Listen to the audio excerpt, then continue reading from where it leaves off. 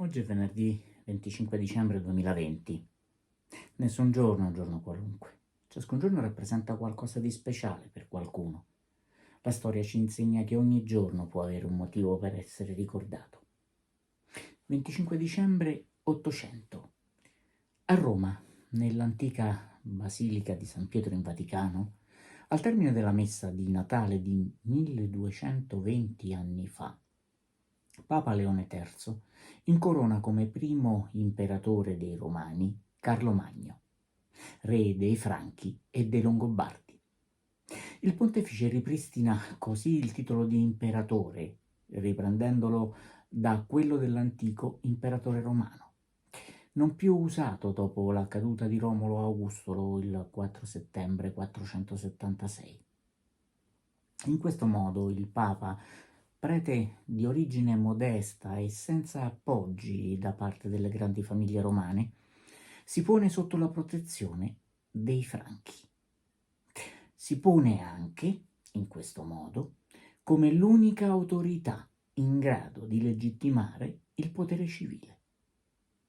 Disconosce anche così le pretese di Irene d'Atene, l'imperatrice bizantina che si era autoproclamata Basileus dei Romei, assumendo il titolo imperiale maschile. Era salita al trono dopo la morte del marito, Leone IV, come reggente per conto del figlio bambino, Costantino VI, che poi aveva detronizzato e fatto uccidere da adulto, prima di essere a sua volta deposta. Sulla figura di Leone III, di cui si ricorda come atto maggiormente rilevante solo l'incoronazione di Carlo Magno, esiste una questione irrisolta. Nel 1673 Papa Clemente X lo inserisce nel martirologio romano, ma non esiste alcun atto che definisca la sua canonizzazione, né esistono prove della sua santità.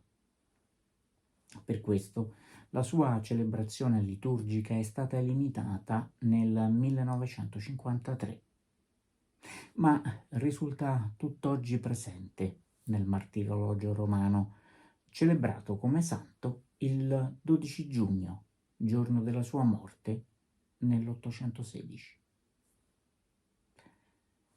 Ogni giorno può lasciare un segno indelebile. Viverlo con lo spirito giusto può renderlo tale. Secondo uno studio della Iowa State University, 12 minuti al giorno per esprimere gentilezza verso gli altri e insegnare buoni gesti e belle regole ai bambini sollevano il morale e rendono più felici. Rivolgere un pensiero a chi abbiamo nel cuore o a chi compie gli anni, inviandogli questo minuto di racconto, può essere un'occasione per cominciare bene i nostri 12 minuti di oggi. Buona giornata e buon Natale!